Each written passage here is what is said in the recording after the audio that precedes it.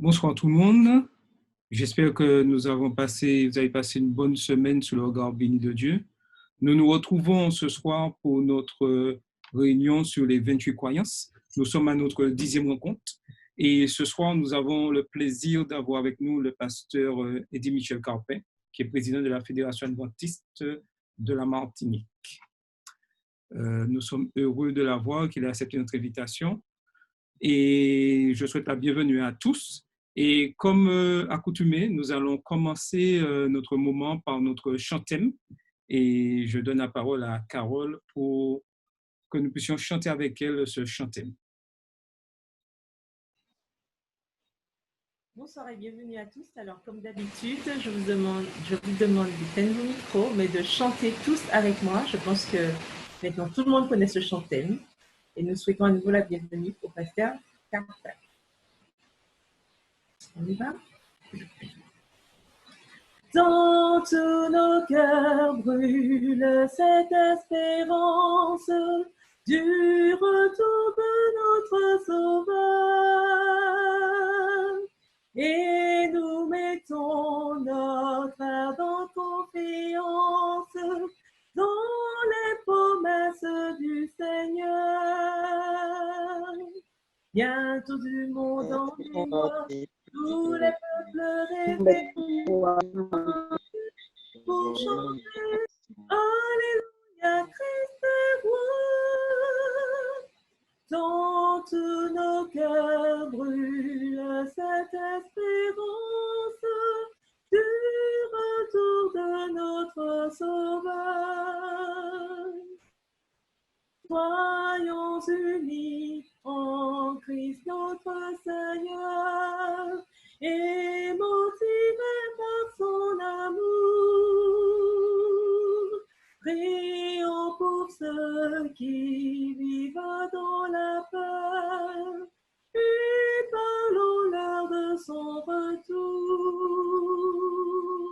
C'est l'objet de notre foi, Jésus-Christ apparaîtra et l'Église chantera Alléluia, Christ est roi. Soyons unis en Christ notre Seigneur et motivés par son retour. Merci à tous, bonne écoute. Merci beaucoup. Donc, j'invite Tina à nous faire la prière pour commencer notre programme ce soir. Prions. Notre Dieu, grand Père céleste, tu es un Dieu grand, nul n'est comparable à toi. Tu nous donnes d'entrer dans ce sabbat, ce jour que tu as mis à part, afin que nous puissions nous reposer en toi, que nous puissions vivre en tant que fils et filles de Dieu. Merci Seigneur de nous avoir permis de traverser cette semaine. Nous allons maintenant, Seigneur, sous ton regard béni, commencer une étude biblique. Nous te demandons de nous accorder ton Esprit Saint, nous accorder l'intelligence nécessaire afin que nous puissions comprendre cette croyance qui nous rapproche toujours plus près de toi. Puisses-tu bénir Eddie Michel Carpin qui doit la partager avec nous et permettre que tout ce qu'il nous dira, nous puissions l'entendre, le mettre en pratique dans nos vies de chaque jour afin que nous puissions nous laisser transformer par toi. Que ce moment soit pour toi et pour ta gloire, au nom de Jésus. Amen. Amen. Merci Tina. Donc, comme je l'ai dit tout à l'heure en commençant le programme, nous avons notre invité en ce soir, c'est le pasteur Eddie Michel Carpin, qui est président de la Fédération de la Martinique. Donc, je lui souhaite une bienvenue particulière. Et avant de commencer, je lui poserai une question, parce que j'ai toujours l'habitude de poser une question à nos invités. Président de fédération, ça consiste à quoi, pasteur Carpin? Tu veux que je te réponde en 2 mots ou bien tu veux que je fasse la réunion autour de ce thème? Non, pas en 2 mots.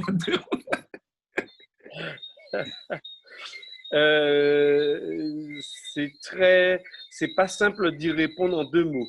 En tous les cas, c'est en fait avoir un œil et être en quelque part exercer un leadership sous la direction de Dieu avec une équipe au sein des églises de la Martinique, mais pas seulement des églises, au sein également du Secours adventiste, des écoles, de la radio, en fait des différentes institutions.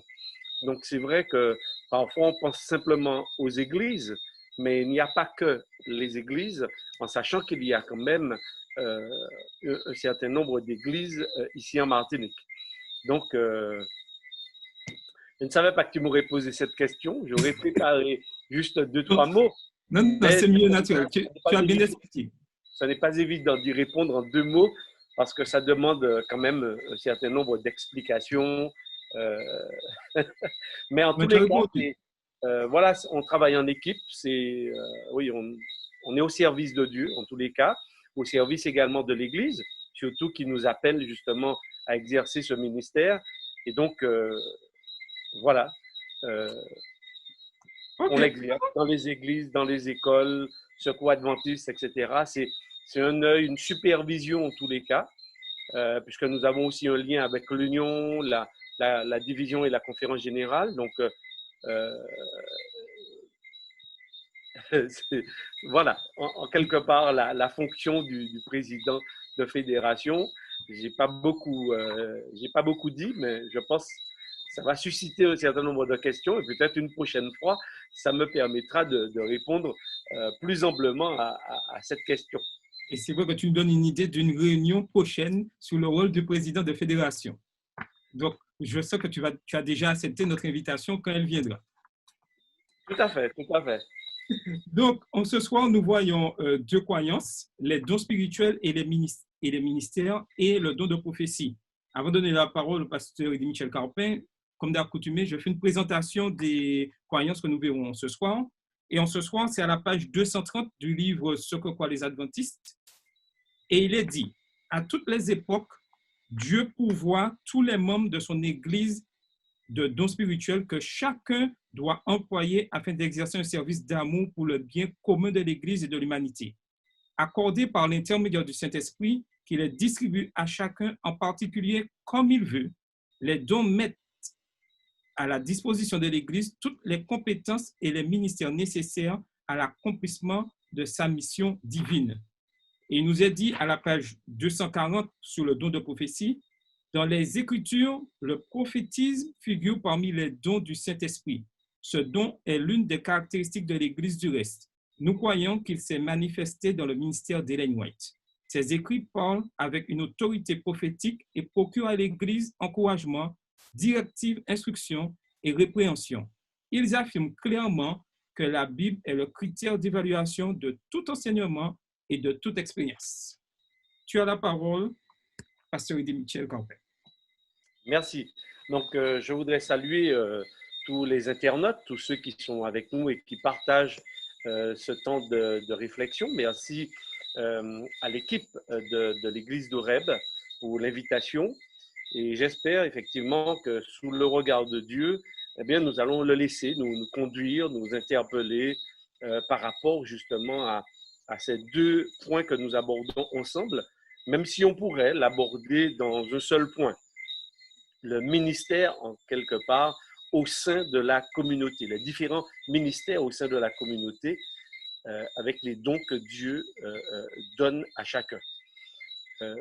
Il y a une chose qui est sûre, lorsque l'on aborde les 28 croyances fondamentales, il faut toujours comprendre qu'il y a un lien étroit entre toutes les croyances. C'est vrai que l'Église a bien voulu les séparer pour nous permettre de mieux comprendre le projet de Dieu, le plan de Dieu pour nous. Mais en fait, c'est l'enseignement de Dieu pour nous en tant que croyants qui se décline en quelque part sous 28 croyances. D'accord? Donc, c'est un tout et il y a des liens. Et vous allez voir d'ailleurs dans le cheminement de ce thème, le lien avec les différents points peut-être que vous avez déjà abordés.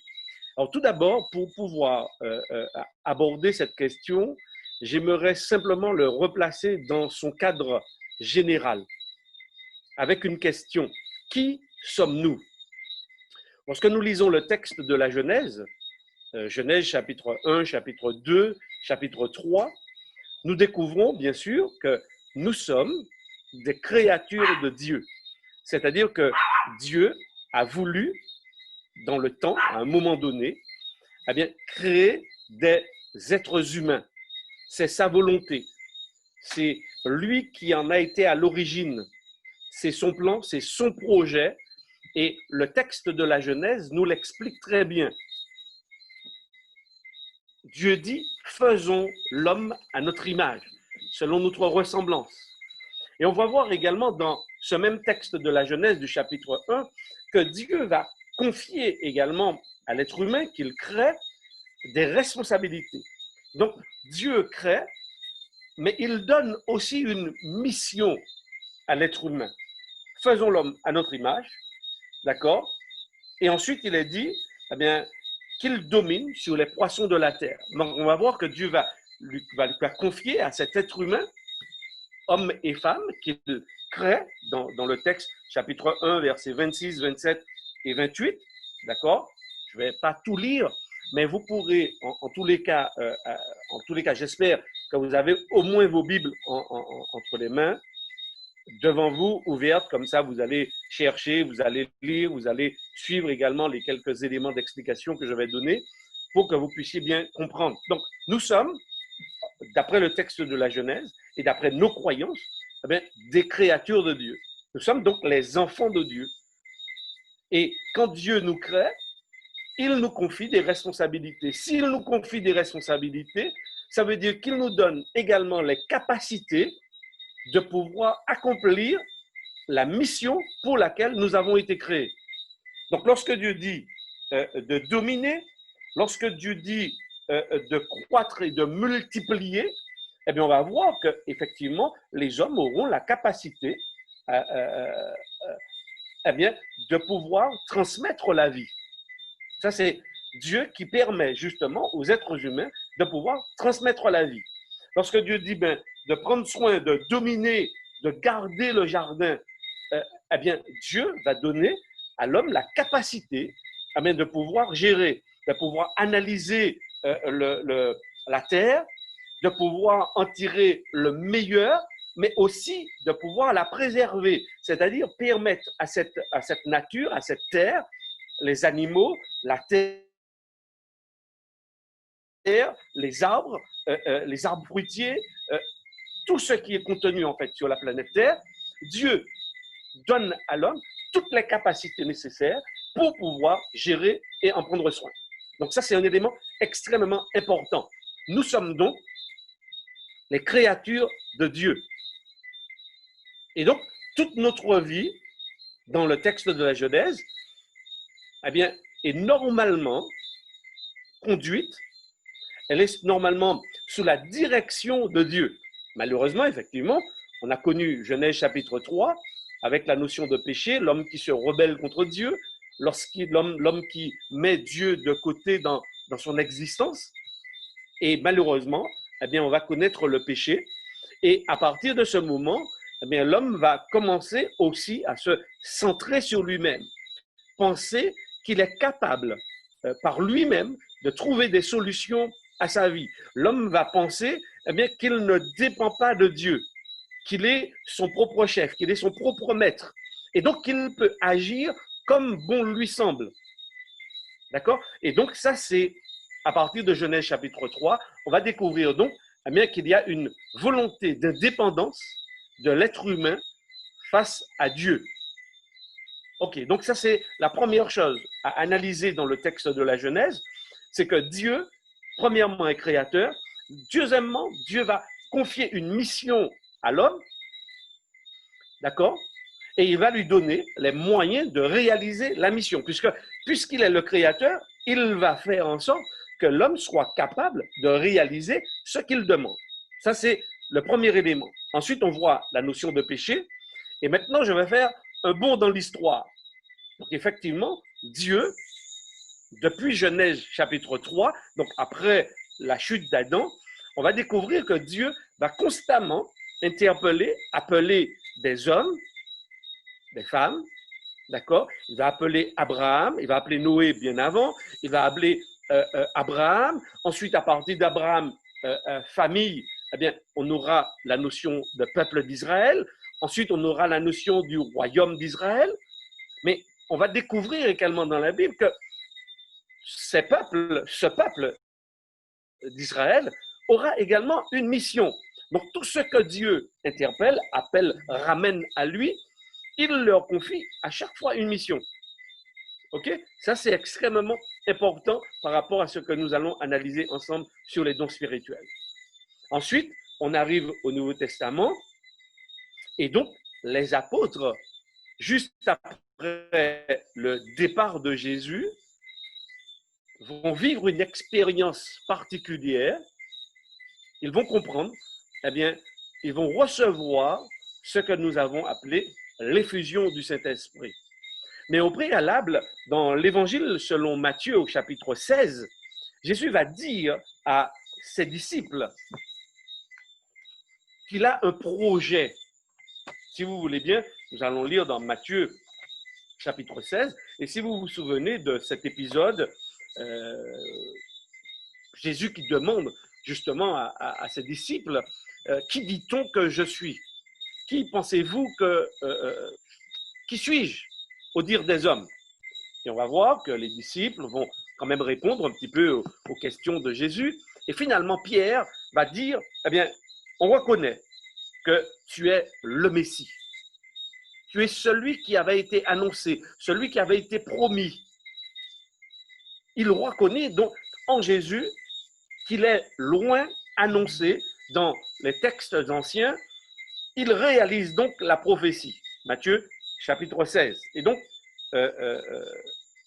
Jésus va dire à Pierre, effectivement, Pierre, c'est l'Esprit qui t'a révélé cela. Et c'est juste.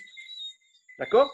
Ensuite, Jésus dira, au verset 18, Matthieu chapitre 16, verset 18, « Et moi, je te dis que tu es Pierre, et que sur cette pierre, je bâtirai mon Église. » Donc, on découvre pour la première fois dans ce texte que Jésus va annoncer aux disciples qu'il a un projet de construire une Église. Ça, c'est extrêmement intéressant. Et donc, les disciples, au moment de la Pentecôte, comprennent au fur et à mesure le projet de Jésus. En effet, l'effusion de l'Esprit, il y a la prédication de l'Évangile par Pierre, les hommes qui sont présents à Jérusalem pour la fête, eh bien, entendent les disciples parler et ils comprennent exactement ce qu'ils sont en train d'entendre. Et c'est ce qu'on a appelé justement l'effusion de l'Esprit. Et certains s'interrogeaient et se demandaient s'ils étaient sous ou pas, mais en fait, Pierre est en train de leur dire non, pas du tout. C'est le résultat de l'action de Dieu. Les hommes donc entendent le message, eh bien, dans leur propre langue. Incroyable. Et en une seule prédication, eh bien, des milliers de personnes se donnent à Jésus. Et donc, on va parler justement de cette première communauté, première église, je dirais. Alors, il faut noter que le mot église ne signifie pas premièrement un bâtiment, mais il signifie ceux qui sont appelés hors d'eux. D'accord? Donc, l'église, dans la vision de Jésus, il faut bien le noter, ce n'est pas premièrement un bâtiment. Mais l'église, c'est l'ensemble de ceux qui sont appelés et qui répondent à l'appel de Dieu. Donc, tous ceux qui acceptent Jésus dans leur vie, tous ceux qui répondent à cette invitation, eh bien, font partie de l'Église. Et d'ailleurs, l'apôtre Paul lui-même va utiliser notre terminologie pour parler également de l'Église en parlant du corps du Christ. Donc, lorsque dans la Bible on parle de l'Église, lorsqu'on parle du corps du Christ, eh bien, on est en train de parler de la même chose. C'est-à-dire, eh bien, de ceux, on est en train de parler de personnes, des hommes, des femmes, des jeunes, des adultes, des Noirs, des Blancs, des Chinois, en fait, des êtres humains, quelle que soit leur nation, leur nationalité, quelle que soit leur couleur de peau, quelle que soit leur situation sociale et économique. En tous les cas, ces hommes, dès qu'ils répondent à l'appel de Dieu, forment effectivement ce qu'on appelle l'Église de Christ. Et comme on l'a vu dans le livre de la Genèse, eh bien, Dieu va pourvoir, c'est-à-dire aux besoins de cette communauté, parce que Dieu va lui confier une mission. Donc, Dieu, en Jésus, dans Matthieu chapitre 16, va dire « Je bâtirai mon Église », d'accord, et rien ne pourra justement détruire cette Église que Christ est en train de mettre en place. Ça, c'est un élément extrêmement important. Mais on va découvrir également que dans Matthieu chapitre 28, ce qu'on appelle la Grande Commission, on va découvrir que Jésus va confier aux disciples, donc faisant partie les premiers à faire partie en quelque part de cette Église que Christ met en place, eh bien, il va leur confier une mission en leur disant « Allez par tout le monde et prêchez la bonne nouvelle de l'Évangile.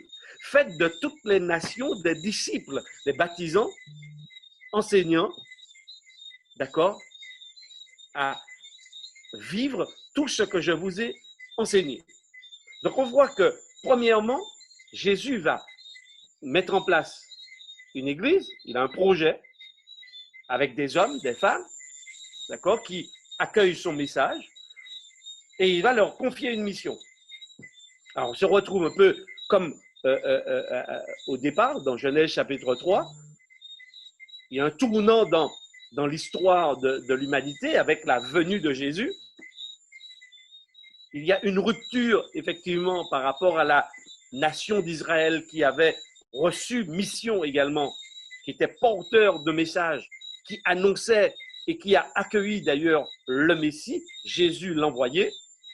Et maintenant, cette mission va s'ouvrir au monde entier, non seulement avec des prêtres, des scribes et des pharisiens, ceux qui ont accepté, en tous les cas, de cette classe dirigeante, le message de Jésus, mais en fait, la particularité de l'Église, c'est que justement, tous ceux qui composent l'Église ont un rôle à jouer dans ce corps du Christ.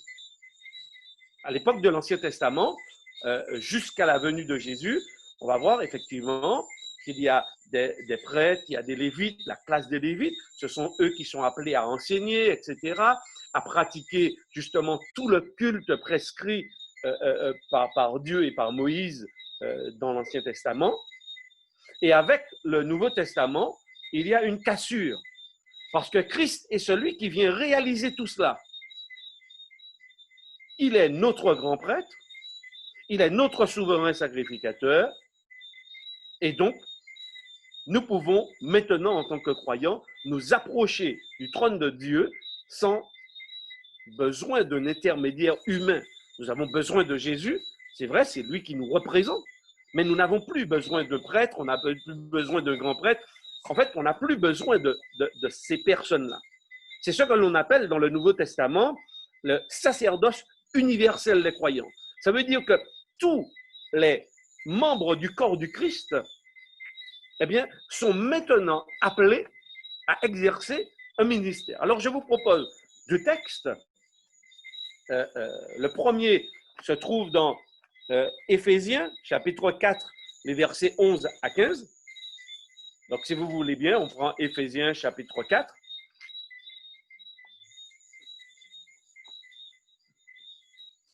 Et là, vous allez observer que Paul s'adresse donc à la communauté d'Éphèse. D'accord, verset 1, Éphésiens chapitre 4, verset 1, je remets un peu dans le contexte. « Je vous exhorte donc, moi, le prisonnier dans le Seigneur, à marcher d'une manière digne de la vocation qui vous a été adressée. » Donc, effectivement, dans cette communauté, il semble qu'il y avait un certain nombre de tensions également. Et l'apôtre Paul invite les membres de la communauté à marcher d'une manière digne. Il y a un appel, mais il y a un attendu dans cet appel. Et on doit fonctionner comme Jésus a fonctionné. C'est ce que Paul demande, en toute humilité et douceur, avec patience, vous supportant les uns les autres avec charité, vous efforçant de conserver l'unité de l'esprit par le lien de la paix. Et il rappelle, il y a un seul corps, un seul esprit, comme aussi vous avez été appelés à une seule espérance par votre vocation. Il y a un seul Seigneur, une seule foi, un seul baptême, un seul Dieu et Père de tous, qui est au-dessus de tous et parmi tous, et en tous. Donc on voit que l'apôtre Paul, dans Éphésiens chapitre 4, commence déjà à rappeler aux croyants d'Éphèse qu'ils sont appelés à rester unis. Et c'est très intéressant parce qu'il va ensuite aborder la question des dons. D'accord. Alors, que dit-il? Au verset 11. Il a donné les uns comme apôtres, les autres comme prophètes, les autres comme évangélistes, les autres comme pasteurs et docteurs, pour le perfectionnement des saints en vue de l'œuvre du ministère et de l'édification du corps du Christ, jusqu'à ce que nous soyons tous parvenus à l'unité de la foi et de la connaissance du Fils de Dieu, à l'état d'homme fait, à la mesure de la stature parfaite de Christ, afin que nous ne soyons plus des enfants flottants et emportés par tout vent de doctrine, par la tromperie des hommes, par leur ruse dans les moyens de séduction, mais que, professant la vérité dans l'amour, nous croissions à tous égards en celui qui est le chef, Christ. Ok. Donc, Paul dit, crois. Nous sommes un, en tant que croyants, nous sommes tous un en Christ. Et parce que nous sommes tous un en Christ, alors on ne peut pas se bagarrer. Parce que dans ce corps du Christ, eh bien, on découvre qu'il y a, Dieu a confié par le Saint-Esprit des dons ou des ministères aux hommes, d'accord, dans un but. Le but, c'est la construction de l'édifice de Dieu. Donc, s'il y a des apôtres, des prophètes, des évangélistes, des pasteurs et docteurs, alors c'est vrai que la liste ici n'est pas exhaustive, nous allons voir dans 1 Corinthiens chapitre 12 tout à l'heure 2-3 éléments, mais déjà vous observez qu'il y a un objectif. Ces personnes sont donc dans la communauté, elles reçoivent des dons de Dieu. Dans quel but? Pour le perfectionnement des saints. Donc, c'est permettre aux saints de se construire, de grandir, d'accord, en vue de l'œuvre du ministère, en vue de l'œuvre du service. Dans le texte original, c'est bien cela, la notion de diakonos, c'est-à-dire le service. En fait, dans le Nouveau Testament, la base des ministères, c'est le service. On ne se sert pas, on ne se fait pas valoir. Non, on est au service de l'ensemble du corps. Et on se met au service, donc Dieu donne des dons pour être au service des autres membres de la communauté, des autres membres du corps du Christ, afin que ce corps demeure uni, afin que ce corps soit préservé des hérésies, c'est ce que l'on voit dans le texte, d'accord? Autrement dit, je pourrais dire que les dons sont donnés pour maintenir l'unité du corps du Christ, pour que chacun puisse grandir, donc c'est l'apport des uns et des autres, en fonction de ce que Dieu donne, qui permet justement au corps de demeurer uni, qui permet au corps de grandir, qui permet au corps de devenir fort. Et vous observez que l'objectif des dons, d'accord, et il parle du don de prophétie, il parle du don, effectivement, d'enseignement, etc. Il dit que c'est en vue de Ce n'est pas pour la personne, mais c'est en vue du ministère et l'édification du corps du Christ. Donc, lorsque nous analysons cette notion de don spirituel, nous sommes véritablement dans le cadre de la mission spirituelle que Dieu donne aux êtres humains ou à son Église, aux membres du corps de son Église, pour pouvoir accomplir la mission. La mission, en fait, de Christ ne peut pas s'accomplir avec des capacités humaines. La mission confiée par Dieu ne peut s'accomplir qu'avec des éléments divins reçus d'en haut. Ça, c'est fondamental. Parce que nous ne sommes pas au niveau du corps du Christ, au niveau de l'Église, nous ne sommes pas dans une affaire humaine. Nous sommes dans une affaire spirituelle. Nous sommes en guerre, dans une guerre spirituelle. C'est ce que Paul dit. Nous n'avons pas à lutter contre la chair et le sang, mais nous avons à lutter contre les dominations. Donc ça veut dire que pour pouvoir maintenir l'unité, pour pouvoir porter cette parole et que des hommes, des femmes, des jeunes puissent accueillir favorablement le message d'amour de Jésus, le message de salut de Jésus, c'est seulement couvert par l'Esprit de Dieu, conduit par l'Esprit de Dieu, que cela peut se faire. Sinon, on va rester dans un domaine humain et on va retrouver ce qui se passe justement à Éphèse et à Corinthe. C'est-à-dire que les hommes s'entre-déchirent, ils se bagarrent. Et c'est pourquoi Paul le rappelle, non, mes frères, non, en toute humilité et douceur, patience. Voici les caractéristiques en fait de ceux qui vivent au sein du corps du Christ. Parce que lorsque l'Esprit de Dieu, le premier don spirituel qu'il donne, Galates chapitre 6, c'est le fruit de l'Esprit. Le fruit de l'Esprit de Dieu, c'est l'amour, la paix, la joie, la patience, la bonté, la douceur.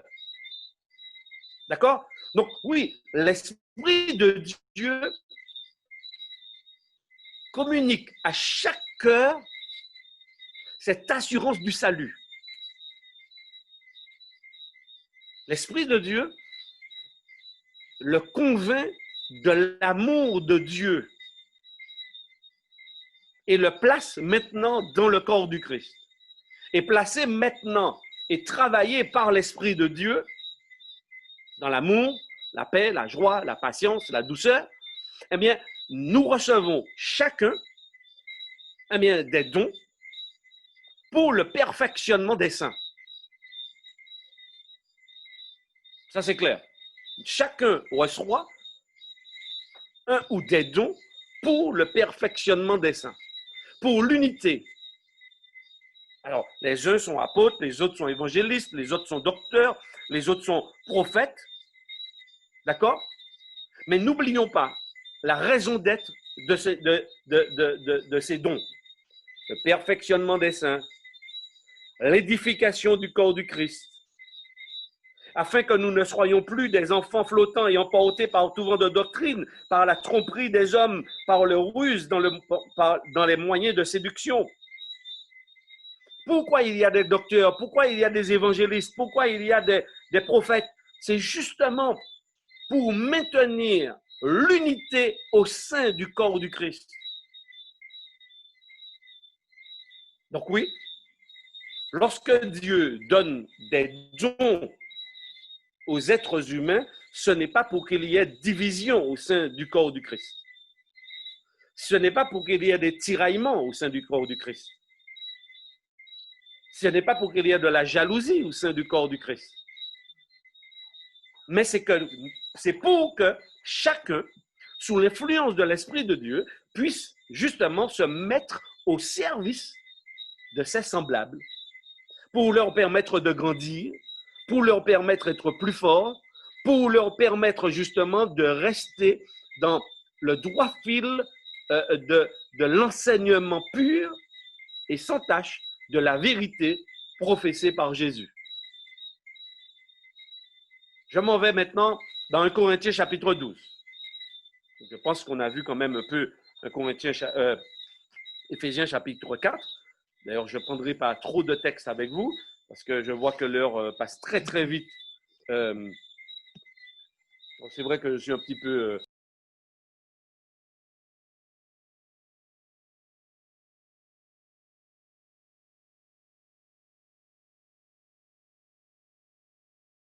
Ton micro, tu as coupé ton micro.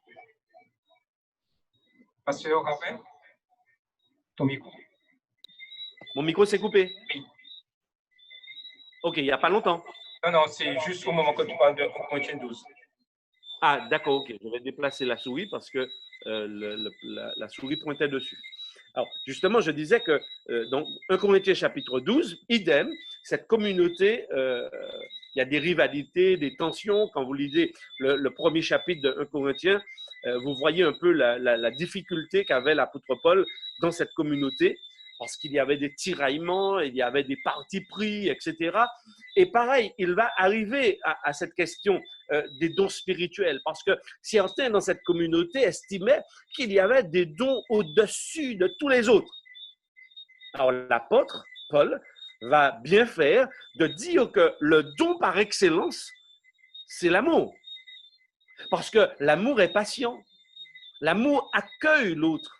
L'amour, justement, ne génère pas de tension, ne génère pas de jalousie, ne génère pas, eh bien, justement, des petits groupes isolés qui s'entre-déchirent au sein de la communauté. Non. Il dira que sans amour, nous ne sommes rien. Donc, on revient un peu à Galates. Donc, le don de l'Esprit de Dieu, le don de l'Esprit de Dieu, le fruit de l'Esprit de Dieu, c'est l'amour. L'œuvre de Dieu en chacun des croyants, c'est l'amour, la paix, la joie, la patience. Donc, on le voit bien. Et avec l'œuvre du Saint-Esprit dans nos cœurs, Dieu nous confère eh bien, des dons pour accomplir le ministère qu'il nous a confié. L'un ne va pas sans l'autre. Mais la base de tous les dons, c'est justement la réception de chacun de l'Esprit de Dieu dans sa vie qui le transforme, qui le façonne, qui le modèle à l'image de Jésus. Ça, c'est fondamental, c'est la base. D'accord? Et ça, Dieu le fait avec chaque personne, chaque être humain, chacun de ses enfants. Il le fait pour lui. Et maintenant qu'il est dans la communauté, dans le corps du Christ, Dieu lui confie une mission. Sa mission, eh bien, c'est le perfectionnement, la construction, l'édification du corps du Christ. Pour cela, il reçoit des dons. Et c'est ce que l'apôtre Paul dit ici. D'accord? Et il dit, dans 1 Corinthiens chapitre 12, si vous l'avez sous les yeux, vous savez, lorsque vous étiez païens, vous vous laissiez entraîner vers les idoles muettes, au verset 2, selon que vous étiez conduits. C'est pourquoi je vous déclare que nul, s'il parle par l'Esprit de Dieu, ne dit « Jésus est anathème » et que nul ne peut dire « Jésus est le Seigneur » si ce n'est par le Saint-Esprit. Il y a diversité de dons, mais le même esprit, diversité de ministères, mais le même esprit. On voit en quelque part que l'apôtre Paul est pratiquement en train de dire les mêmes choses qu'aux Éphésiens. Un seul baptême, un seul Dieu, un seul esprit. Oui, c'est bien pour leur montrer que les dons spirituels ne peuvent pas diviser l'Église. Les dons spirituels sont là pour construire, pas pour briser, pour casser et anéantir l'Église. Il rappelle donc, je lis la suite au verset 6, diversité d'opérations, mais le même Dieu qui opère tout en tous. Et il dira, or, à chacun, la manifestation de l'Esprit est donnée pour l'utilité commune. En effet, à l'un est donné par l'Esprit une parole de sagesse, à un autre une parole de connaissance selon le même Esprit, à un autre la foi par le même esprit, par un autre le don de guérison, par le même esprit, à un autre le don d'opérer des miracles, à un autre la prophétie, à un autre le discernement des esprits, à un autre la diversité des langues, à un autre l'interprétation des langues. Un seul et même esprit opère toutes ces choses, les distribuant à chacun en particulier comme il veut. Voilà. Donc ça veut dire que dans le projet de Dieu, pour accomplir la mission, le Seigneur nous a équipés. Le Seigneur, donc, par le Saint-Esprit, nous fait des cadeaux incroyables. Ces cadeaux s'appellent les dons spirituels. Alors, certainement, vous pensez, vous me dites, oui, mais par rapport aux dons énumérés ici, peut-être que certains estiment qu'ils n'ont pas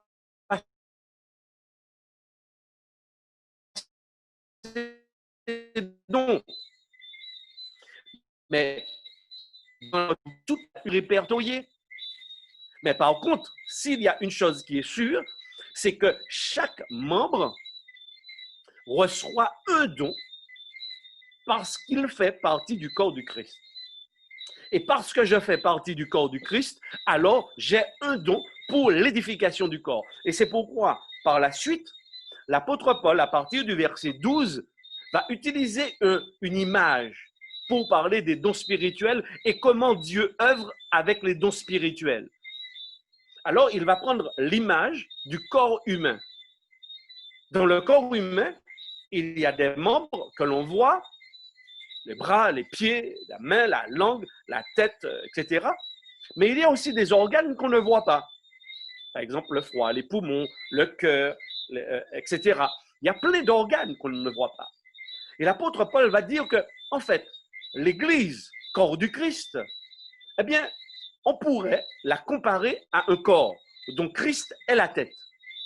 Et il dit donc, chaque membre, à son niveau, eh bien, est une partie de ce corps. Chaque membre, à son niveau, est une partie de ce corps. Alors, il y a certains qui peuvent être les orteils, il y a certains qui peuvent être les mains, il y a d'autres qui peuvent être les bras, d'autres peuvent être les jambes. Bref, en tous les cas, pour que le corps fonctionne, il faut que chaque membre puisse exercer la mission pour laquelle, eh bien, il est placé dans le corps. Sinon, si mes jambes décident d'aller à Fort-de-France et que ma tête a décidé de rester à Trinité, je me retrouve en véritable problème. Donc, ça crée division, ça crée tension dans le corps. Mais jusqu'à preuve du contraire, à moins que certaines personnes, peut-être qui se trouvent dans un service spécial à Montgovulsin ou à Balata, sinon, ça ne se fait pas. Pour toutes les autres personnes dites, entre guillemets, normales, ça ne se fait pas. Donc, ça veut dire que Paul envisage le fonctionnement du corps du Christ, donc de vous et moi, comme étant un ensemble bien coordonné. Et comme la base, c'est la réception de l'Esprit de Dieu dans nos cœurs qui met l'amour, la joie, la paix, la patience, la bonté, la générosité et bien sûr l'humilité, quelle que soit la place que j'exerce et quel que soit le ministère que j'exerce au sein de la communauté, c'est un ministère de service à l'ensemble pour que l'ensemble puisse grandir, pour que l'ensemble soit toujours plus fort. S'il y a division, c'est qu'il y a un problème.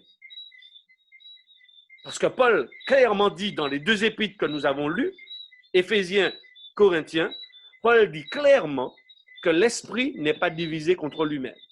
Il y a un seul Dieu, il y a un seul esprit, il y a un seul Seigneur, Jésus-Christ. Et eux, ils travaillent tous ensemble pour accomplir la mission. Les dons spirituels ne sont pas donnés dans un but égoïste, mais les dons spirituels sont donnés pour le service au sein de la communauté. Et plus nous demeurons et plus nous l'exerçons avec Dieu, eh bien, plus il s'affine et plus justement, eh bien, Dieu nous permet d'accomplir la mission qu'il nous a confiée. Donc on voit que chacun de nous, qu'est-ce qu'il doit faire aujourd'hui? Eh bien, premier réflexe, c'est de comprendre qu'il est un enfant de Dieu. Deuxièmement, qu'il a été racheté par Jésus. Troisièmement, que racheté par Jésus, il fait partie du corps du Christ. S'il fait partie du corps du Christ, alors le Saint-Esprit œuvre en lui. Si le Saint-Esprit œuvre en lui, alors il reçoit aussi, parce qu'il fait partie du corps, des dons spirituels que Dieu voudrait qu'il mette au service de la communauté, qu'il mette au service de l'ensemble. Nous sommes donc appelés, en tant que membres du corps du Christ, à être au service de Dieu et au service des uns des autres. C'est cela notre mission. Et personne ne peut dire dans le corps du Christ qu'il n'a pas reçu de dons. Nous avons la parabole des talents, d'ailleurs dans Matthieu chapitre 25, qui nous montre que Dieu a choisi de donner à chacun selon ce que chacun peut porter. Mais chacun reçoit. Et ce que le Maître attend, c'est que nous puissions, par sa grâce et sous son influence, le mettre en œuvre. Alors prions Dieu pour que justement nous puissions découvrir ce don spirituel ou ces dons spirituels, parce que ce n'est pas forcément un seul. On peut avoir plusieurs dons, mais par contre, nous ne sommes pas des couteaux suisses. Ça veut dire que nous n'avons pas tous les dons réunis en une seule personne. Un peut avoir 5, un peut avoir 6, un peut avoir 4, un peut avoir 3, un peut avoir 1 aussi. Mais vous observez dans la parabole de Matthieu chapitre 25, la question n'est pas de savoir le nombre de talents reçus, le nombre de dons reçus. C'est de pouvoir les mettre au service. C'est de pouvoir les mettre au service du Maître et au service justement des autres. Donc plus on a, plus la responsabilité est grande. Mais l'idée, c'est justement de mettre au service parce que justement, nous faisons partie du corps du Christ. Donc n'oubliez pas, mes chers amis, vous faites partie, nous faisons partie du corps du Christ. Et parce que nous faisons partie de ce corps, alors Dieu nous a donné un ou des dons spirituels. Je ne peux pas faire partie du corps sans avoir reçu les moyens de fonctionner à l'intérieur du corps. Sinon, Dieu se contredirait lui-même. Donc oui, il y a certainement quelque chose que vous ne voyez pas dans votre vie. Il y a quelque chose que vous n'avez pas encore vu, mais c'est là.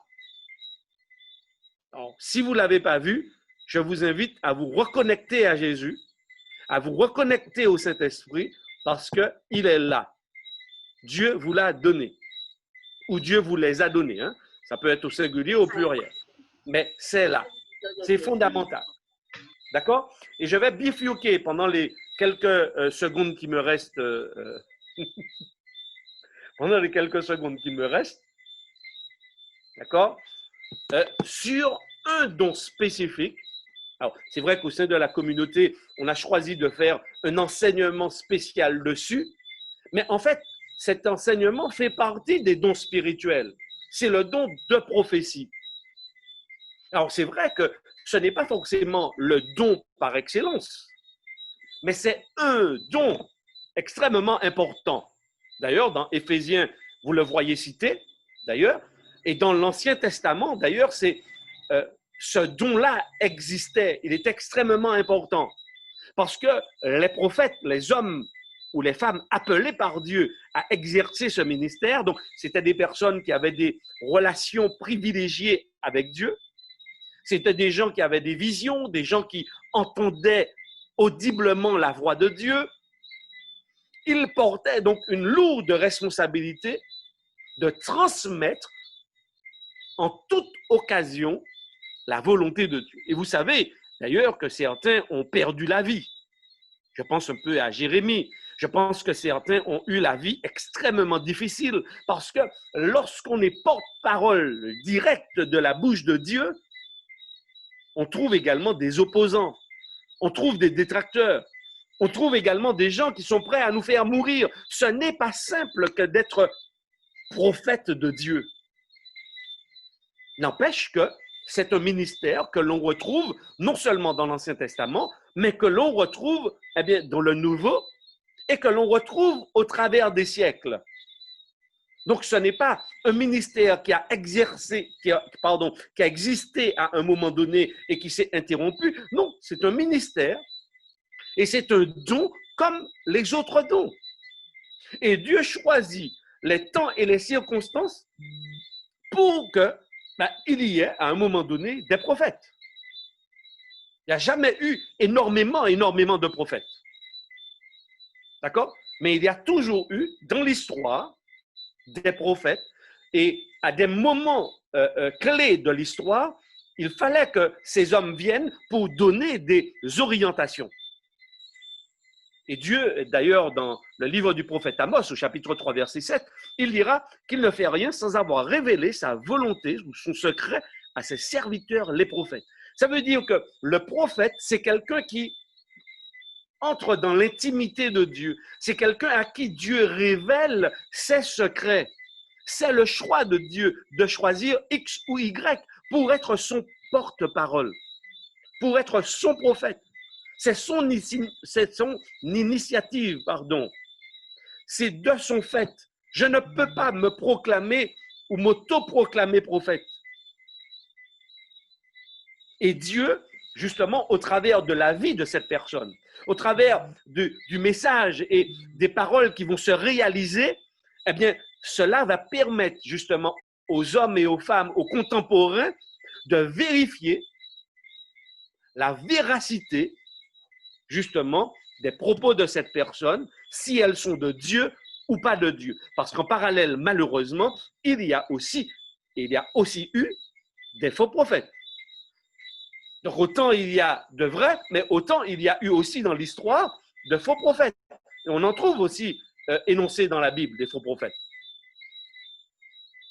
Donc, c'est un ministère, effectivement, extrêmement sensible parce que c'est un ministère aussi d'enseignement. Ça veut dire que si vous êtes face à un faux prophète et que vous écoutez les paroles de ce faux prophète, cet enseignement peut vous conduire à la perdition. Cet enseignement peut vous conduire loin de Dieu. Donc, ça veut dire que c'est un ministère extrêmement délicat.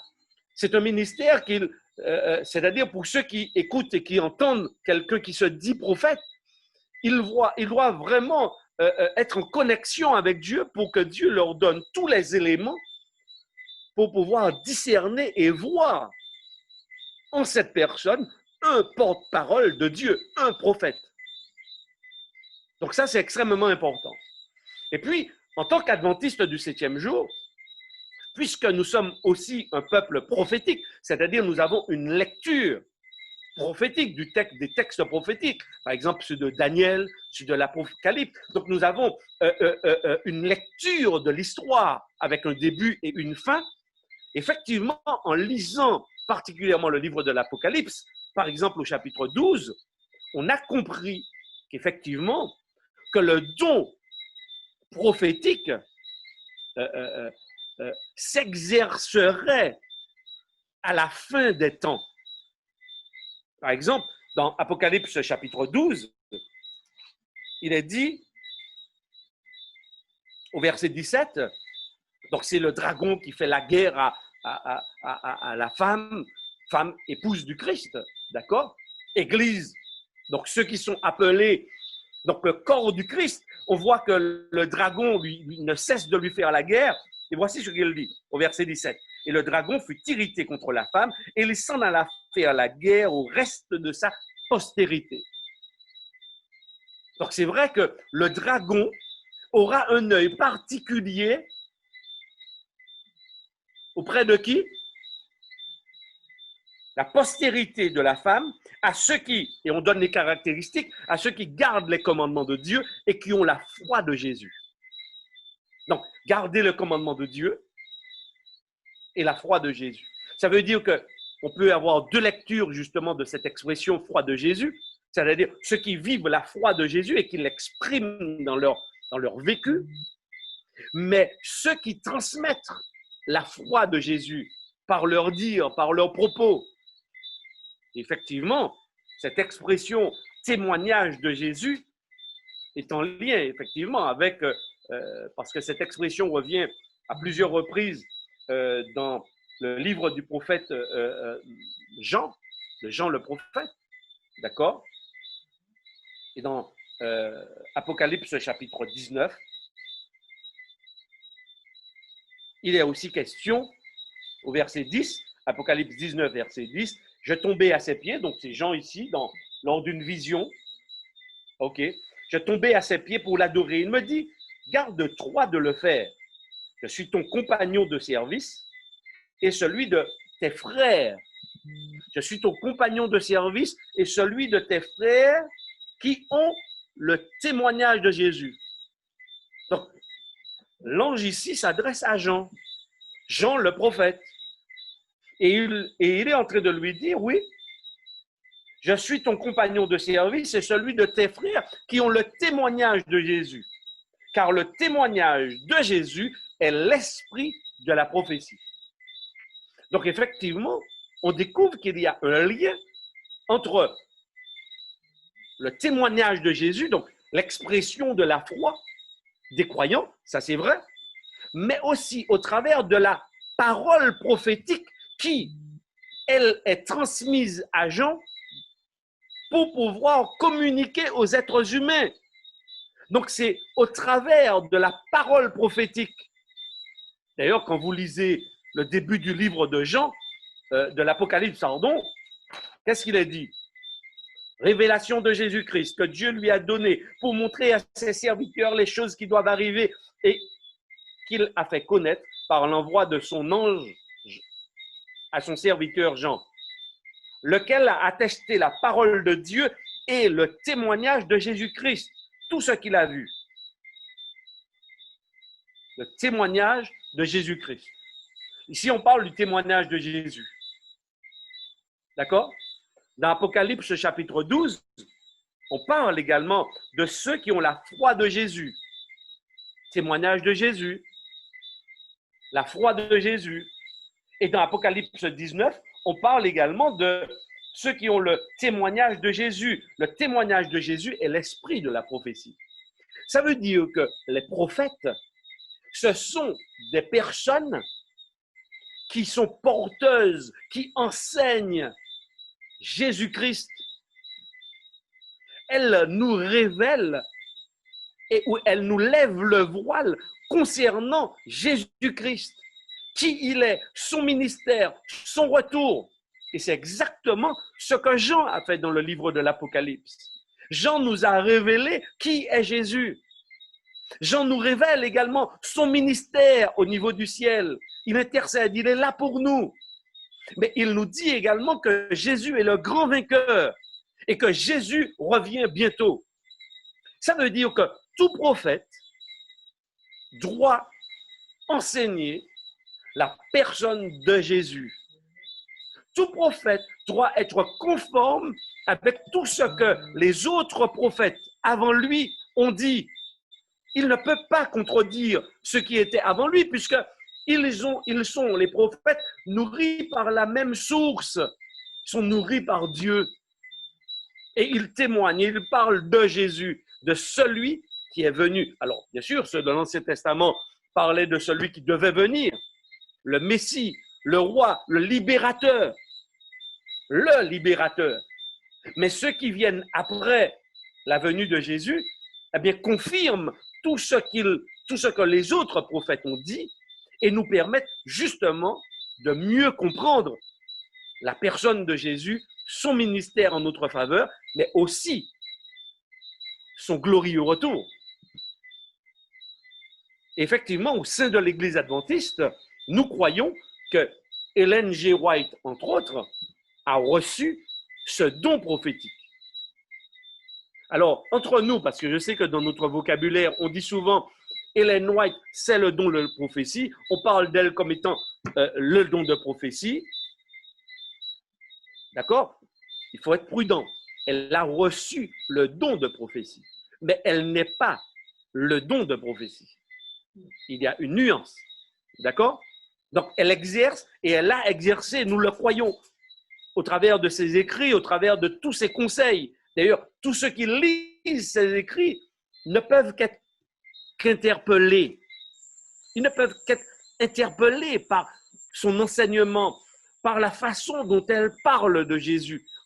Je vous invite d'ailleurs à lire le livre Jésus-Christ pour voir comment elle va élever la personne de Jésus, comment elle va nous révéler véritablement qui est Jésus-Christ et son amour pour nous. Lisons également la tragédie des siècles, qu'il nous parle justement de cette tension qu'il y a eu dans l'histoire de l'humanité, qui nous amène jusqu'à la fin, dans l'issue du conflit entre le bien et le mal. Effectivement, Ellen White, entre autres, par son ministère, sous sa plume, elle nous a beaucoup parlé de ce grand conflit et l'issue du grand conflit entre le bien et le mal. Je sais qu'il y a peut-être beaucoup de personnes qui la remettent en question. Mais en tous les cas, en tant que croyants adventistes du 7e jour, eh bien, nous accueillons les écrits d'Ellen White comme venant de Dieu, comme étant communiqués par Dieu, eh bien, aux hommes justement du 19e et du 20e et du 21e siècle. Nous ne croyons pas en tant qu'adventistes que Ellen White est le dernier prophète. Parce que ce n'est pas nous qui décidons qui sera premier et qui sera dernier prophète. C'est Dieu qui le décide. Mais n'empêche que nous sommes heureux de croire et d'avoir les écrits d'Ellen White, et aucun des écrits d'Ellen White ne contredisent le texte biblique. Au contraire, Ellen White, d'ailleurs, elle a toujours dit qu'elle est la petite lumière pour nous conduire à la grande lumière qui est la parole de Dieu, la Bible. Ellen White, ça a été quelqu'un qui est extrêmement humble dans son fonctionnement. Mais elle a grandi dans son ministère qui a été très long, d'accord, pratiquement de 60 ans, hein, je dirais, le ministère accompli par Ellen White, parce qu'elle a été appelée très jeune par Dieu, elle n'avait même pas 20 ans, et elle est morte à près de 87 ans, si je ne me trompe. Un ministère extrêmement long, mais un ministère riche, un ministère éprouvant. Donc oui, et quand on regarde un peu la vie, quand on connaît un peu plus la vie d'Ellen White, on voit que sa vie ressemblait à beaucoup de prophètes de l'Ancien Testament par rapport aux difficultés, aux tiraillements, aux assauts de l'ennemi Satan contre elle. En tous les cas, le don de prophétie, eh bien, nous croyons en tant qu'adventistes qu'il ne s'est pas terminé avec les apôtres, mais qu'il continue à s'exercer et qu'il s'est exercé avec Ellen White et que très certainement, si Dieu le juge bon, il continuera à s'exercer avec celui que Dieu choisira comme prophète. Voilà ce que nous pouvons dire en quelques mots concernant les dons spirituels, mais aussi le don prophétique qui est un don parmi les dons spirituels. Voilà. Alors, il est maintenant 20h07. J'ai dépassé un peu le timing qui m'avait été donné. Alors, je suppose certainement que vous avez pris des notes, vous avez certaines questions à poser. Et j'espère en tous les cas que j'aurai les réponses aux questions que vous voulez bien me poser. Merci, Pasteur Michel Campin. Oui, non, mais le temps, il faut des fois prendre le temps pour bien expliquer les choses. Donc, vous avez l'occasion de lever la main pour ceux qui veulent parler en direct ou utiliser le chat. Donc, nous avons une question sur le chat et Carole va nous lire cette question. Elle est assez directe. Hein? Donc, oui, Carole? Pas de problème.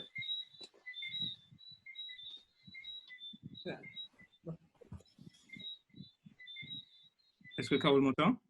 Oui. C'est bon, on m'entend? Oui, c'est bon. Oui, alors, donc, nous y allons. Alors, dans la croyance fondamentale, dans don spirituel et ministère qui a été évoqué tout à l'heure, nous lisons que le Saint-Esprit distribue à chacun les dons. Et il est évoqué les différents dons dans des domaines différents, foi, guérison, etc. Une question à l'homme de terrain que vous êtes, nous le sommes tous plus ou moins, y a-t-il des dons qui disparaissent au fur et à mesure du temps? Je m'explique. Nous avons et nous voyons souvent le don de l'enseignement, de prédication, de l'administration, etc. Mais la guérison et de la délivrance, en rapport avec la chasse des esprits sataniques, sont les dons qui font le plus défaut. Selon certains d'entre nous, si cela n'est pas partagé.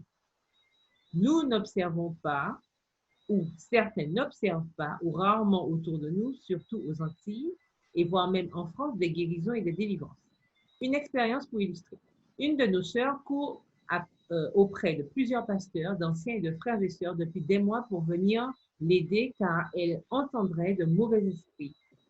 Usée par cette demande répétée, elle a abandonné cette demande, à croire que c'est devenu tabou. En lisant la Bible et ayant foi que la délivrance est possible, car elles sont effectives dans la vie de Jésus et des apôtres par la foi en Jésus, pourquoi ce parcours du combattant pour trouver un membre ayant ce don-là? D'où la question, y a-t-il des dons qui disparaissent au fur et à mesure du temps, sachant que chacun a reçu des dons? Voilà, j'aurais voulu avoir votre vision de ces choses-là. Voilà, j'aurais voulu avoir votre vision de ces choses-là en tant qu'homme de terrain, président que vous êtes. Merci beaucoup. OK. Alors, je ne crois pas qu'il y ait des dons qui disparaissent. Pas du tout. Parce que le corps du Christ demeure le corps du Christ, la mission demeure la mission de Christ. Par contre, ce que je peux observer, c'est que je pense que certaines personnes croient que certains dons appartiennent à certaines personnes et que seulement certaines personnes devraient exercer ce ministère. Je crois, pour ma part, qu'il y a une méconnaissance de l'exercice des dons au sein de la communauté. Maintenant, c'est vrai, je sais que Jacques invite, quelqu'un est-il malade, qu'il demande aux anciens de venir prier avec lui. Ça, je sais qu'il y a ce texte.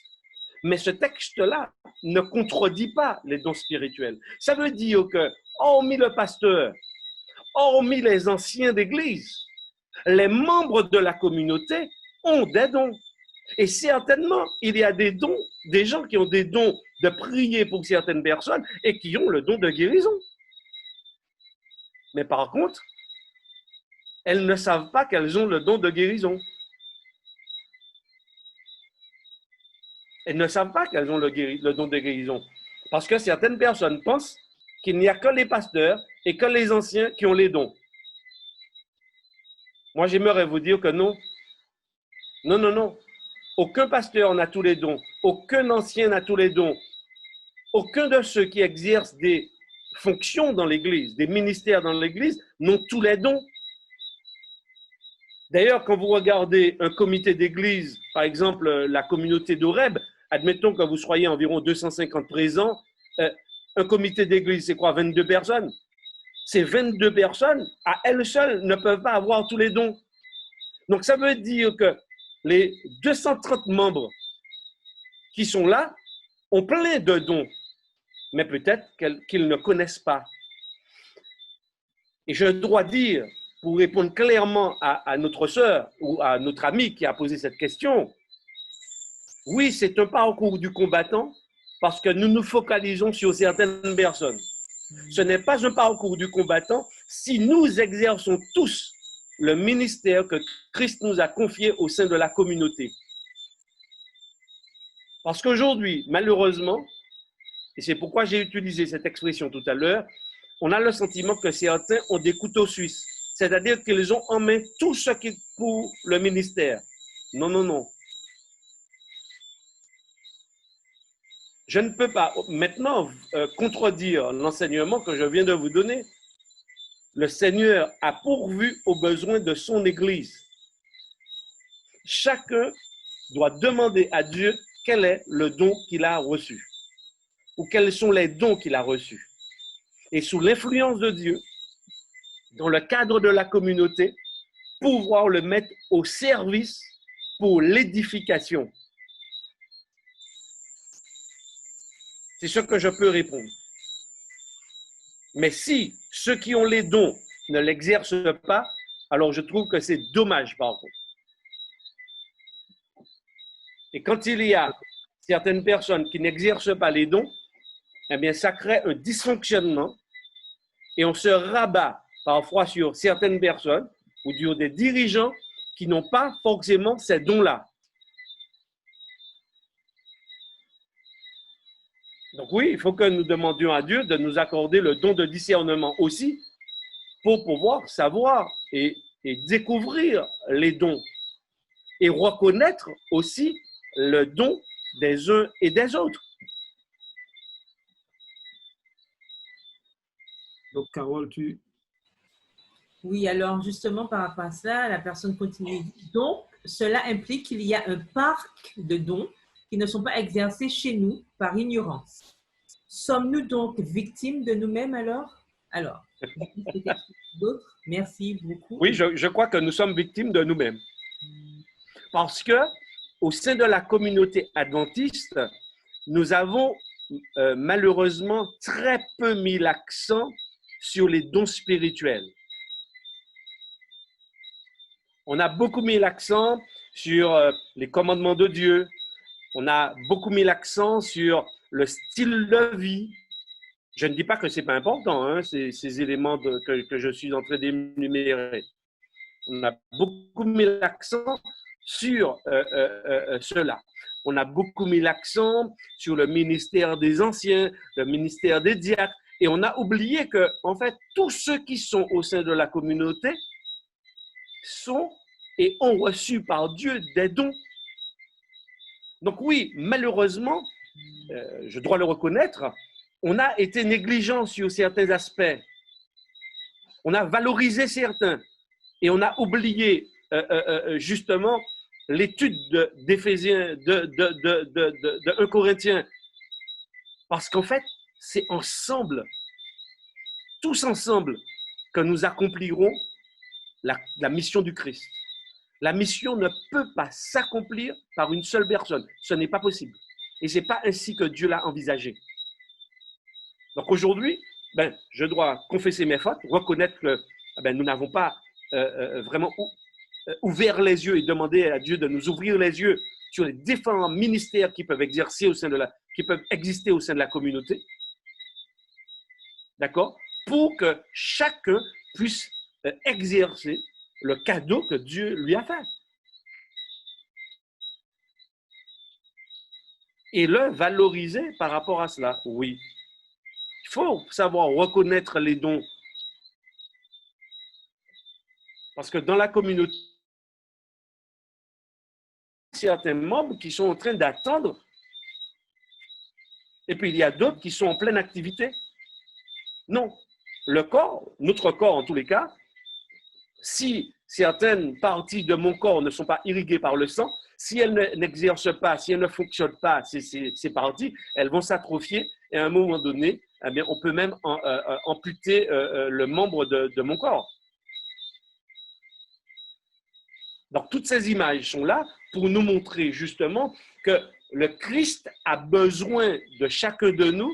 Le Christ a pourvu, eh bien, dans chaque cœur des croyants qui acceptent Jésus, il lui a donné au moins un don pour l'exercice, pour l'édification, pour la construction du corps du Christ.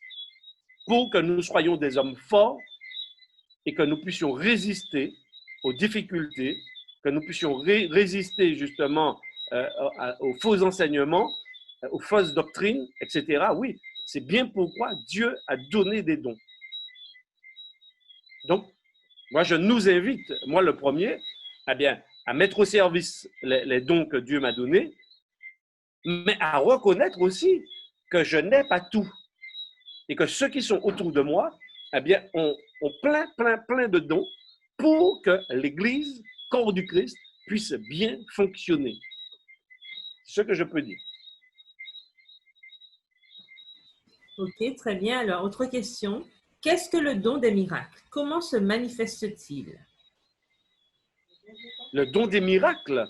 Oui. Bien, en tous les cas, moi, ce que j'observe en lisant la Bible, c'est que, par exemple, juste avec Jésus, premièrement, il faut savoir que Jésus n'a pas guéri tous les malades de son époque, mais Jésus a guéri un certain nombre de personnes, malades, infirmes, etc. Maintenant, je crois que c'est la communion avec Dieu qui nous dit à quel moment exercer le don. Lorsque j'ai le don, c'est je suis dans une soumission à l'Esprit de Dieu et il me dit, prie pour cette personne. Je veux que cette personne soit guérie. Et je vais prier pour cette personne et le Seigneur la relèvera. Ce n'est pas une espèce de supermarché du miracle. Je ne crois pas que ce soit ça dans la Bible. D'accord?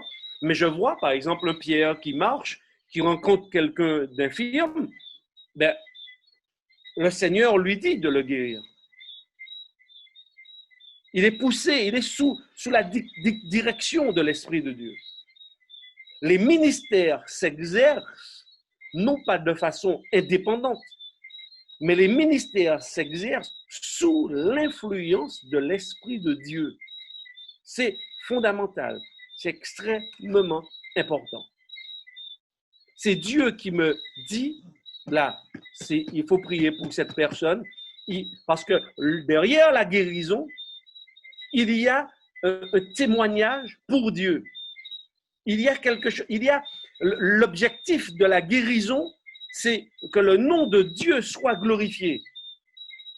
Et Dieu sait quelles sont les circonstances, les temps pour que ces choses-là se fassent. Donc, je ne peux pas dire que le don, par exemple, d'exercer des miracles a disparu. Non, puisque je sais qu'il y a des gens en Martinique, je parle pour la Martinique, je sais qu'il y a des gens en Martinique qui prient pour d'autres et ces personnes trouvent la guérison. Donc, je ne peux pas dire que ce ministère n'existe pas. Il existe. Et ces personnes témoignent, et ces personnes disent, oui, que dans certaines situations, elles entendent Dieu les conduire pour exercer ce ministère de guérison.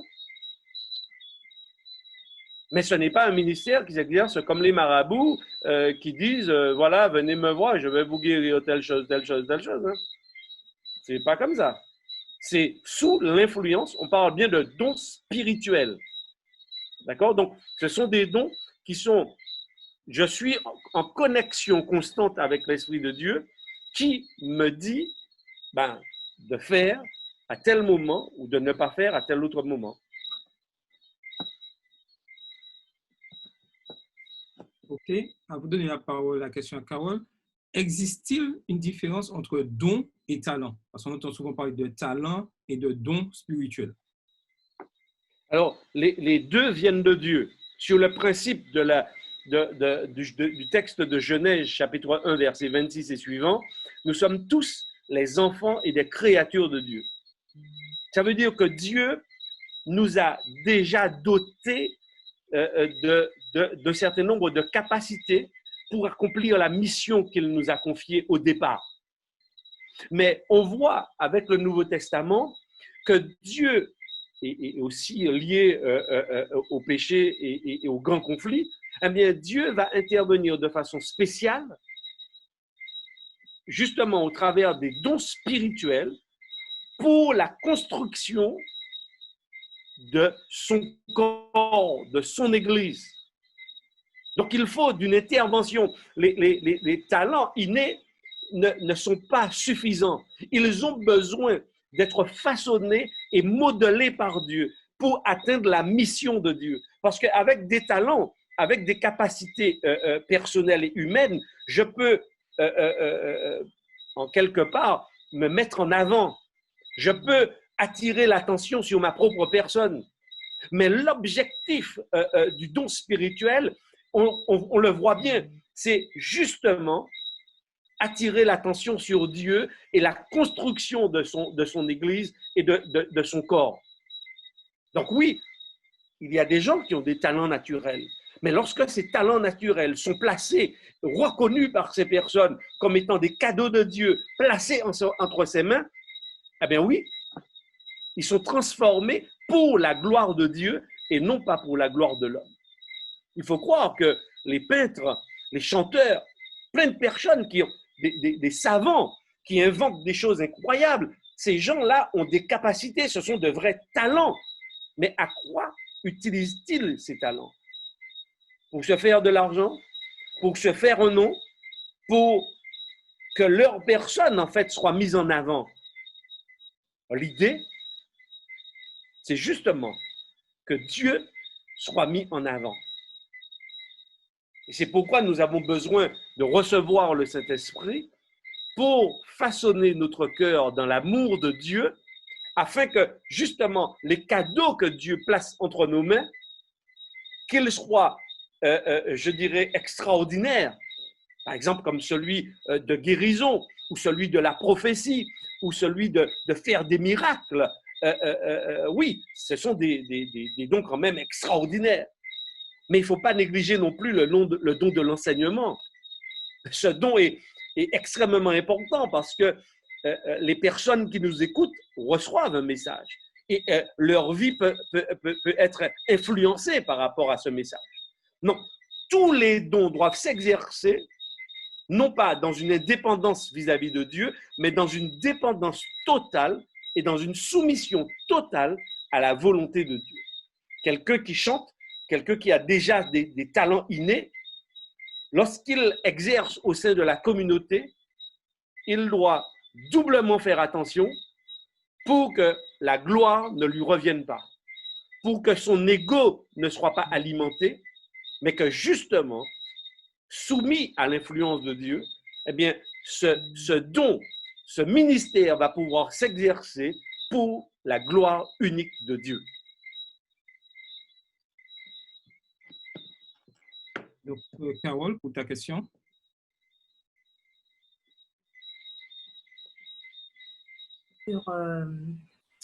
Sur Ellen White, voilà, on a parlé du don de prophétie. Souvent, on a l'impression que tout ce qui a été écrit et dit de la part d'Ellen White vient justement de son don de prophétie. Alors, ma question, c'est est-ce que parce qu'on a le don de prophétie, tout ce qu'on dit vient forcément d'une inspiration divine? Ou est-ce que justement, on a une partie à soi, c'est-à-dire sa propre analyse qu'on peut véhiculer, toujours en lien avec ce qui nous a été révélé, ou est-ce que c'est strictement lié à l'influence de l'esprit? Ma question est claire? Je pense que oui. C'est vrai que le don prophétique est vraiment particulier parce que lorsqu'Ellen White parle de son expérience, lorsqu'elle a pris conscience de la présence de Dieu, même lorsqu'elle n'avait pas de vision, elle était quand même consciente de sa responsabilité et de la grandeur de Dieu. Donc oui, elle avait une vie de famille et nous savons que la vie de famille d'Ellen White n'a pas été simple. Son mari, elle n'a pas toujours été comprise par son mari. On sait que ses enfants eux-mêmes n'ont pas toujours été sages.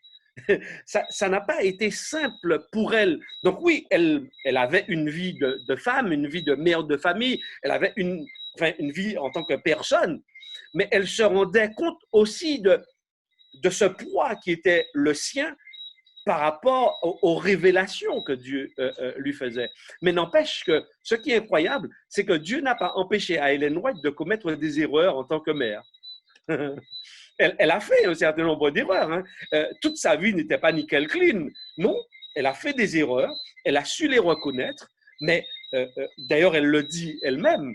Mais en tous les cas, lorsqu'elle a écrit, lorsque Dieu vraiment se saisissait d'elle, lorsque c'est ainsi qu'elle le disait, là, elle était vraiment sous l'inspiration de Dieu. Maintenant, oui, elle restait une femme. Et Dieu lui donnait aussi son libre arbitre et elle pouvait faire des choix, elle pouvait se tromper.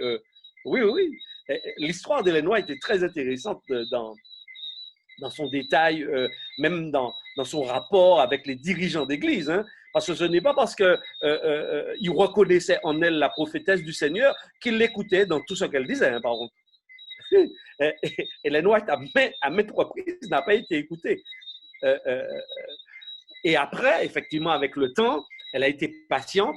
D'ailleurs, elle a écrit. Donc, elle le disait parfois verbalement. Après, Dieu lui disait d'écrire ce qu'elle a. Et après, les gens pouvaient se remettre en question et revenir par la suite. Hein. Non, c'est pas un ministère simple. Ce n'est pas un ministère simple. Et puis, ce n'est pas un ministère, je dirais, téléguidé par Dieu. Non. Le prophète reste un être humain avec ses propres choix, avec ses propres difficultés, d'accord? Mais cela n'empêche que Dieu l'interpelle, Dieu lui permet parfois de rectifier, parfois il n'a pas l'occasion durant sa vie de rectifier, mais ouais. Parce que ça n'a pas été simple hein, pour les enfants d'Ellen White d'accueillir le ministère de leur maman. Et même pour son mari, qui est mort quand même assez jeune, elle s'est retrouvée toute seule après, seule. Donc on voit que elle n'a pas été, sa vie a été préservée et protégée à bien des niveaux, mais ce qui était autour d'elle, c'était une vie normale. Ah oui, oui. Tout à fait. Donc, est-ce qu'il serait juste de dire par rapport à cela, du don de prophétie, qu'il faut quand même être prudent et avoir cet esprit de discernement pour savoir ce qui relève vraiment de l'inspiration divine pour permettre justement l'édification du peuple et ce qui relève d'une simple expérience personnelle qui pourrait être partagée par d'autres, mais pour juste montrer justement cette humanité dont tu parlais par rapport à ce don. Est-ce que ce serait juste de penser ainsi? Ah oui, tout à fait. Parce que souvent, le prophète dit, le Seigneur m'a montré, le Seigneur m'a dit. Et là, on sait très bien que, OK, là, il n'y a pas de souci, c'est le Seigneur qui lui a dit. Mais dans l'ensemble, effectivement, cette personne aussi comprend un certain nombre de choses et elle met sa part, parce que l'homme reste l'homme dans sa connexion avec Dieu, elle transmet. D'ailleurs, lorsqu'on revoit, par exemple, la façon dont Ellen White a écrit la tragédie des siècles, elle a écrit en plusieurs fois la tragédie des siècles. Elle a corrigé parce que sous l'inspiration, oui, elle a écrit des choses, mais lorsqu'elle a visité, lorsqu'elle a été en Europe, etc., elle a vu et ça a fait des connexions dans son cerveau et elle a corrigé, elle a apporté des précisions qu'elle n'avait pas au moment où elle avait les visions, mais qu'elle a eues après lorsqu'elle a visité les lieux. Donc on voit que Dieu fait une combinaison assez particulière dans le don de prophétie. Il laisse la personne être elle-même, mais en même temps, il intervient, il donne des directives, des orientations, et après, il s'absente aussi, il laisse faire, parce que ce n'est pas une question de vie ou de mort, et à un autre moment, il intervient. Donc Dieu est vraiment incroyable dans son intervention par rapport justement à ce don prophétique. Hein.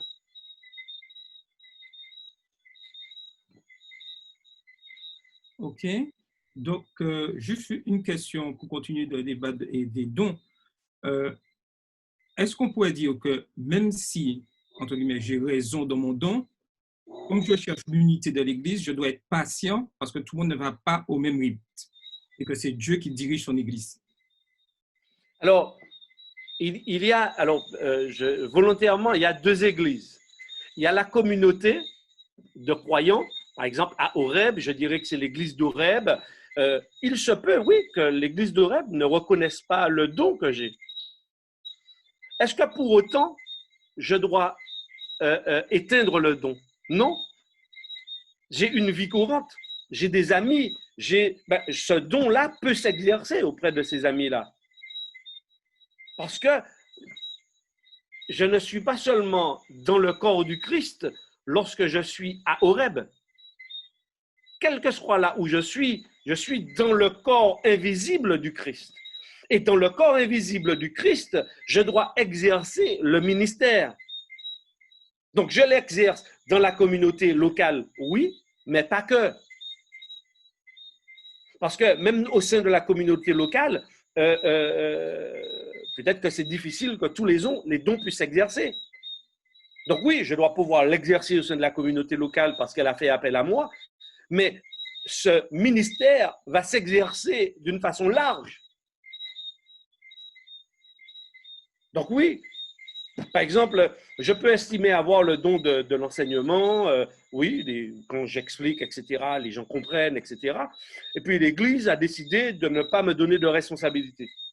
Mais je peux avoir un petit groupe chez moi, je peux inviter des amis à la maison, je peux leur enseigner la parole de Dieu. Mais oui, qu'est-ce qui m'empêche de faire ça? Personne ne m'empêche de faire ça. Donc, il n'y a pas de problème. Le don s'exerce dans l'Église dans le sens large parce que l'Église du Christ, elle est aussi invisible. Donc oui, je dois pouvoir l'exercer au sein de la communauté locale qui peut reconnaître, qui voit et qui m'encourage aussi par rapport à ce don. Mais le ministère ne s'arrête pas au sein de la communauté locale. Lorsqu'on parle de l'Église, il faut toujours voir les deux aspects. Il y a l'aspect visible et l'aspect invisible. Mais je suis toujours membre, même lorsque à midi je sors de l'église d'Oreb, je suis toujours membre du corps du Christ. Hein. Je fais toujours partie de l'église de Dieu. Et donc le ministère s'exerce en tout temps et en toutes circonstances. Alors, pour l'instant, il n'y a pas d'autres questions. Bon, je pense que ça sera ma dernière question. C'est vrai qu'on parle souvent de faux prophètes, mais est-ce qu'on peut parler aussi, au niveau des dons de prophétie, de faux prophètes, mais est-ce qu'on peut parler pour les autres dons, les autres dons, de fausseté, entre guillemets?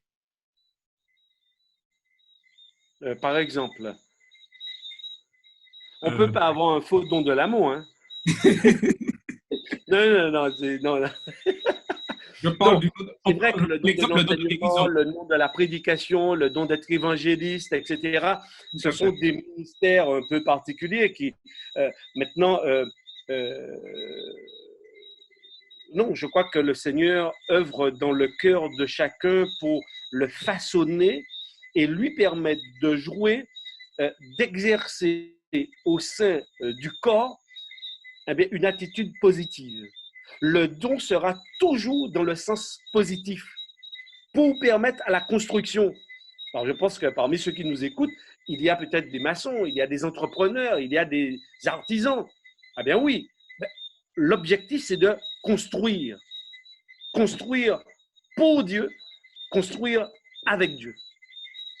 Donc oui, le don va toujours servir et va toujours édifier l'autre. Même lorsque ce que j'ai à dire peut être un peu piquant,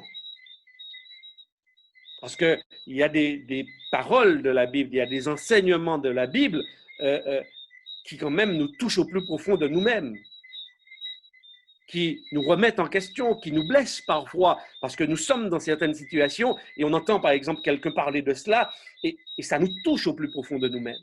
Mais la personne qui va le dire avec tellement d'amour parce qu'elle va nous ramener à Christ que l'objectif de Dieu sera atteint. Donc, on ne dit jamais une parole pour blesser quelqu'un, mais on va, par la grâce de Dieu et avec tous les conseils qu'il nous donne dans sa parole, tourner notre langue 7 fois, on va prier Dieu avant de faire cette démarche auprès de cette personne, parce que l'objectif n'est pas de casser, l'objectif n'est pas de perdre cette personne, mais l'objectif c'est de la sauver, de permettre à cette personne de grandir et de construire justement dans le corps du Christ. Donc, on ne va pas mettre le pied dans le plat simplement pour éclabousser et faire mal, mais on va agir avec beaucoup d'amour, avec beaucoup de patience, avec beaucoup de bienveillance vis-à-vis de cette personne qui pourrait être dans une posture ou dans un fonctionnement, entre les cas, ou être dysfonctionnel. Mais mon attitude envers elle sera une attitude empreinte d'amour et elle va le ressentir et même si ça lui fait mal, le Seigneur, elle va reconnaître la véracité de ses propos et par la grâce de Dieu, eh bien, elle va changer de comportement sous son influence et on va continuer à grandir ensemble. Merci, pasteur Eddie Michel Carpin. En tout cas, l'Église te remercie d'avoir accepté cette invitation pour les croyances. Donc, avant que je te laisse le mot de conclusion, ensuite, après la conclusion, nous aurons le chantème et tu feras la dernière prière. Donc, juste les annonces de notre prochaine rencontre. Donc, notre prochaine rencontre sera dimanche 6 septembre. Nous verrons les croyances 21 et 22, la gestion chrétienne de la vie, l'éthique chrétienne, avec le pasteur Xavier Jean-Marie, qui est de la mission de la Guyane française. Et vendredi prochain, nous aurons le thème sur mariage et famille et nous aurons le plaisir de recevoir le pasteur Taylor Lambert, qui est président de la mission au niveau du Sénégal. Donc, je te laisse la parole, pasteur Eddie Michel Carpin, pour nous faire une conclusion et ensuite nous aurons le chant thème. En tous les cas, je voudrais vraiment vous remercier. J'espère d'avoir apporté une petite pierre dans la réflexion des uns et des autres. Merci vraiment à toute l'équipe de la communauté, à l'équipe de communication pour votre engagement. En tous les cas, manifestement, vous avez des dons que vous mettez au service de Dieu. Donc, je voudrais vraiment publiquement vous remercier par rapport à cela. Mais j'aimerais aussi dire à tous ceux qui nous écoutent, ne doutez pas. Dieu vous aime et Dieu vous a donné un don pour que son corps puisse grandir, pour que son corps puisse devenir plus fort. Demandez à Dieu et il va vous montrer et vous serez heureux d'être au service de Dieu. Mais n'oublions pas que l'Église, ce n'est pas simplement la communauté d'Horeb. L'Église, en fait, le corps invisible du Christ, il vit partout, à chaque moment, à chaque seconde, quel que soit là où on est. Donc oui, construisons sous la direction de Dieu et pour sa gloire. Prions ensemble. Notre Dieu et notre Père céleste. Attends. Avant la prière, le chant thème. Ah, d'accord, ok. Autant pour moi, j'ai enchaîné. Nous remercions le pasteur Carpin et ensemble nous allons interpréter notre chant thème avant sa prière. On y va? Dans tous nos cœurs brûle cette espérance du retour de notre Sauveur. Et nous mettons notre ardente confiance dans les promesses du Seigneur. Bientôt du monde en émoi, tous les peuples réveillés se lèveront pour chanter Alléluia, Christ est roi. Dans tous nos cœurs brûle cette espérance du retour de notre Sauveur. Soyons unis en Christ notre Seigneur et motivés par son amour. Prions pour ceux qui vivent dans la peur et parlons-leur de son retour. C'est l'objet de notre foi, Jésus-Christ apparaîtra et l'Église chantera Alléluia, Christ est roi. Soyons unis en Christ notre Seigneur et motivés par son retour. Merci à tous, bonne soirée. Prions ensemble. Notre Dieu et notre Père céleste, nous voulons te remercier pour ce temps de partage. Merci parce que tu nous révèles encore qui tu es. Tu nous montres que nous sommes tes enfants et tu voudrais que nous en soyons pleinement convaincus. Parce que nous sommes tes enfants, alors tu nous fais des cadeaux merveilleux pour que nous soyons au service de tes autres enfants. Alors Seigneur, aide-nous à prendre conscience de l'opportunité, de la grâce que tu nous fais, afin que nous soyons, oui, au service de tous ceux qui nous entourent, sans exception. Oui Seigneur, ouvre nos yeux, que nous n'ayons pas peur, parce que oui, tu nous as fait des cadeaux merveilleux pour ta gloire. Alors oui Seigneur, apprends-nous à t'être obéissants, apprends-nous à être à ton écoute, afin que les dons que tu as placés en nous, entre nos mains, puissent s'exercer pour ta gloire et pour ton honneur. Oui, fais du bien à chaque membre de ton corps et que ton nom soit glorifié dans sa vie. Merci pour toute l'équipe d'Oreb qui a mis en place ces rencontres, ces moments d'échange. Fais-leur du bien et que ton esprit continue à les porter pour ta gloire au nom de Jésus. Amen.